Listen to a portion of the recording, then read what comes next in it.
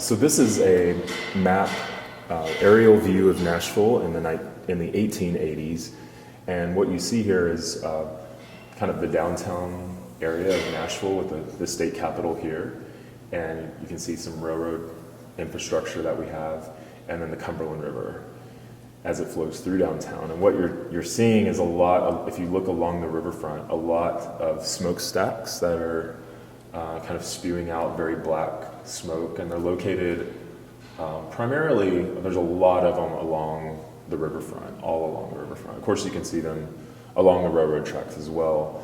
You also have the Old City Wharf, which is the original kind of port of Nashville where all the goods were delivered.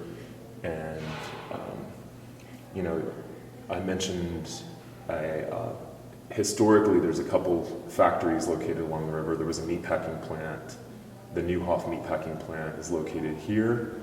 And that was really, the carcasses were just literally thrown into the river and washed away by the flow of the riverfront. But I think this is a good example of kind of that industrial riverfront history from the late 1800s, seeing all of these uses located.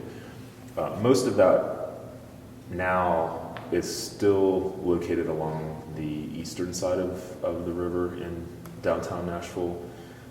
This particular section here was industrial up until the mid-1990s, and that was cleared to build the Titans football stadium. So all of that was removed just fairly recently. This area in Nashville is called the East Bank, and you'll see a lot of, like in the 1800s, there were trees and fields, and even residential areas went over to 2nd Street. But now that's a large metal facility that is still located here in Nashville called PSC Metals. But the city's really been looking at trying how can that be removed and be redeveloped as a mixed-use community that has a lot of park space. It was flooded in the flood of 2010, so how can you also redevelop that in ways that would not be damaged if it were flooded again? So, yeah. Oh, okay. Now it's recording. It's this button right here. Record. Oh, oops, sorry. Yeah. Okay. I'll just cut this part out. Yeah. Okay, so just, do you remember the question? Huh? Do you remember the question? Yeah. Okay. So talking about history of riverfronts. Yes. Yeah. So I think if you look back at urban design, kind of back to early days before transportation like we have now with trains and cars and automobiles and planes, obviously, rivers served as primarily the first forms of transit that we had, and waterways. And so communities, a lot of times throughout history, developed along a riverfront. And because access to those was primarily in early days either through coming across land and settling, or getting goods to and from that community via a waterway was often the most successful way to access communities and cities. So that historically, waterways and riverfronts as a form of transportation was kind of the critical component of developing a city. And subsequently, as those cities and settlements began to grow into larger cities and townships, especially after the Industrial Revolution, they became centers of industry as well. And because the goods came to the city along the waterfront, just to have immediate access to the production of those factories and accessing the resources, it just made logical sense that the industries were located next to the river. And so as cities grew, that was the development patterns. And at that time, you also had people living in very close proximity to the factories because we didn't have trolleys or streetcars or buses so that people could move far distances from the central city. So you had, it was not uncommon to have a lot of industry within the downtown where people were living, and all the workers were there, and food and everything happened all in the area. As a natural result, the rivers were also used as dumping grounds for a lot of the pollutants that were created from those industries. So, if you had a meat packing plant, or the carcasses were often just thrown into the river because this river started to remove those carcasses away, very conveniently. It would continue to flow downstream. You just wanted to be sure that your source of your water was located upriver from that pollution source, as it often is in cities. So, and then other infrastructure things like sewers often just flowed into a river because it would take it out before the invention of sewage treatment plants. Most cities had large storm sewers that emptied into the river. As cities progressed, we started having things like water treatment plants to take in the water and clean it before people drank it. There were a lot of health problems associated with drinking water before the advent of these types of technological advancements. So cholera epidemics were widespread in cities in the late 1800s. And that was kind of seen as a combination of the public health coming together with the planning profession and planning to improve public health through these investments in infrastructure.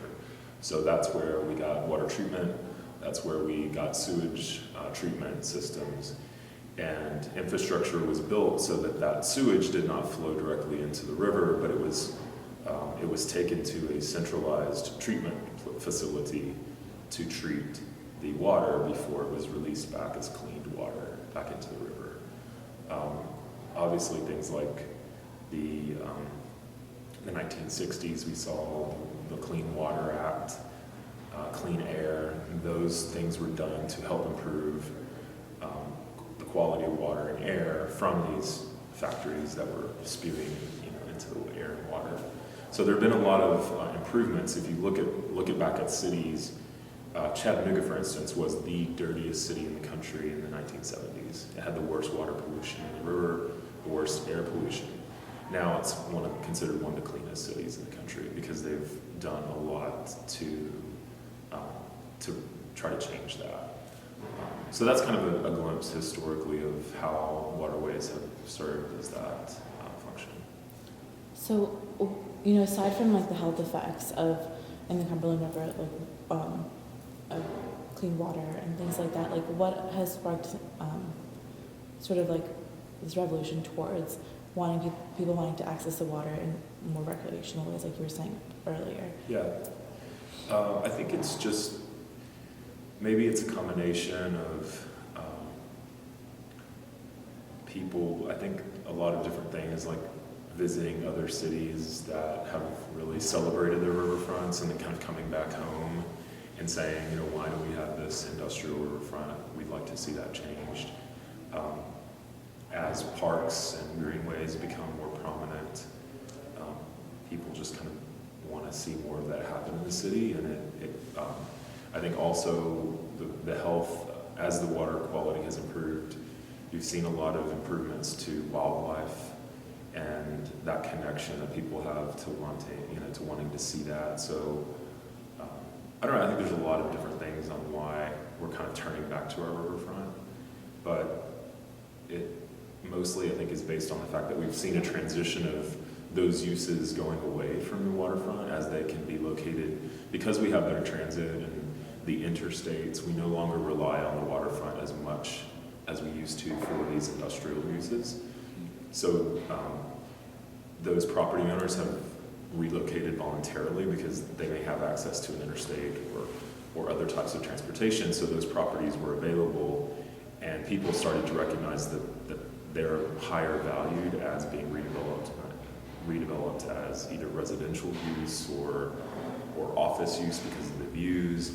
And so the development community has kind of come back and said, we can make this be better and more something else. And if it's clean, that's obviously much more beneficial to us selling our property than as opposed to a dirty river quality. So, like, from a design perspective, what, maybe like one example, or where do you see the Cumberland River going in the future, like, or the uses of the Cumberland River? Yeah. Well, I think when we did the plan in Nashville, we had all these community meetings over a year period, and the number one thing that people talked about was they wanted to embrace the Cumberland River as an asset, because at the time there really wasn't very many opportunities to get down and actually touch the water even, you know. The river quality has changed tremendously, I think, over the last decade or so. Definitely 2 decades. You know, now it is considered safe to swim in the river. So that process of engaging the community and them saying we really want to focus on the river, we were able to work with the city to do this, the riverfront redevelopment plan that has now been, the first phase is completed. The mayor's office announced this past year, earlier this year in 2013, that they're devoting like $40 million more to completing that master plan. So to me, that was it was the community really rising up and saying, or coming together and saying, this is something we want to focus on, and then the city responded to that by doing this master plan that brought together people and an innovative design plan. The opening of the Cumberland Park, I think, was a huge first step, and that's just going to continue. There's another phase that's being built, or will start construction early 2014, and then phases kind of will come along from that. And I think if you look across the country, like cities that have done riverfront redevelopments, that is a tremendous has a tremendous overall impact on the overall development of the city, because typically those are right in the middle of their downtown, and so it's highly visible area, not only for the people that live here, but people that come and visit, they can access it as well. So it's not necessarily like a convention center that's only really used by people coming to visit. It's something that everybody can use.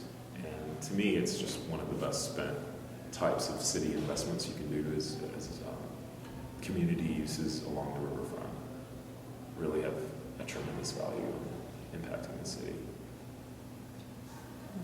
So that was all the questions I had. Okay. And then if you